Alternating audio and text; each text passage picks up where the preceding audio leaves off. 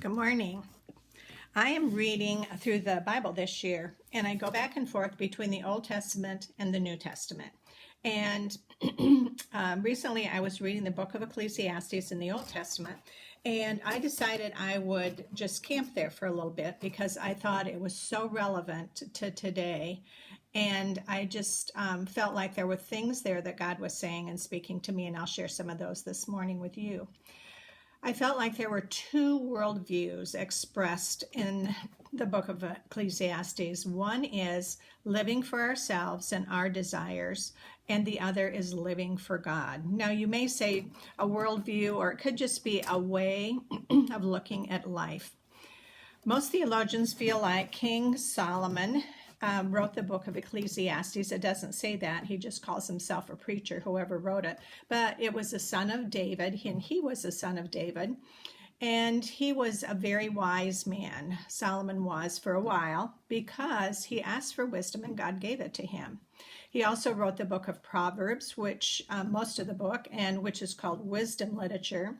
He wrote the Song of Solomon, which is about a young man in love. And then later in his life, when he was much older, he wrote the book of Ecclesiastes. So it's a book that comes off with bitterness and regret about his life. So what is it that happened for him to take him away from God? Well, we know that he had 700 wives and 300 concubines. Unbelievable. And the Bible says that they turned his heart from God because they believed in idolatry and pagan worship, and they practiced it. So God left me with a couple of questions I'm still pondering, but one is, what is drawing my heart or could draw my heart away from God today? Now, in the book, there's several cycles where he talks about under the sun and above the sun. And under the sun means here on earth, living for ourselves. And there's some different words that are used to talk about those times when he expresses it. One is vanity, all is vanity, or futility, or meaninglessness. And it's really the whole idea of trying to find meaning and satisfaction apart from God.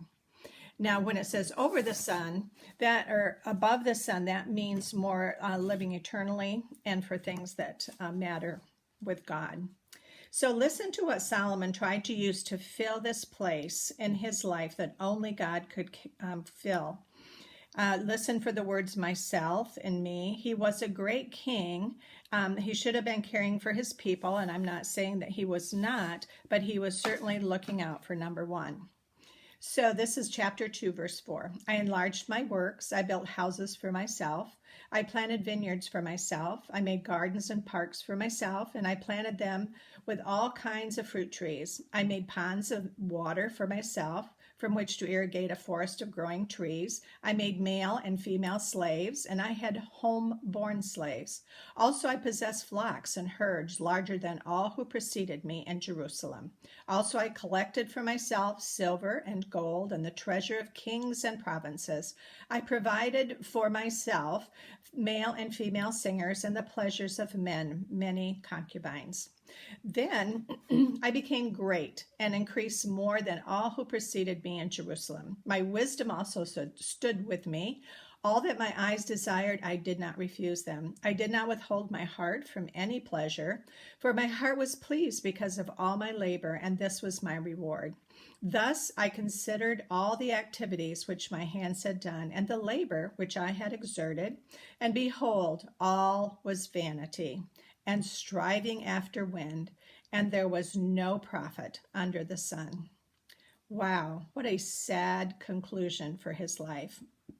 One of the lies that Solomon believed, that if I just had everything, then that would make me happy. And it didn't, but he pursued it anyway. Another question for me is, what is it that I am pursuing instead of God to meet my desires and passions? Similar to the first question. So fill in the blanks for yourself. If I lost weight, if my mother-in-law liked me better, if my husband was home more, if I had the right job, another degree, well-behaved children, a better house, the next promotion. For me, I can be a people pleaser. I can care more what people think about me than what God thinks. Many of the things we want are not wrong unless they're not what God has for us, and we strive and contend to make them happen. Following God's agenda, not our own, can be way more exciting and fulfilling than you can even imagine. The last chapter of the book gives a word picture of a person in old age where Solomon was in his life. But it also says at the beginning of the chapter, remember your Creator in the days of your youth, before the evil days are gone. A young age is where many of you who are listening today are at. What are you choosing? We live in a culture where many have rejected God and are mocking him. Two worldviews, going God's way or going my own. One of my favorite songs is, He is my all in all, and I want to be content with that. So the book of Solomon ends this way. Here is the conclusion of the matter. Fear God and keep his commandments, for this is the duty of all mankind. For God will bring every deed into judgment, including every hidden thing, whether it is good or evil.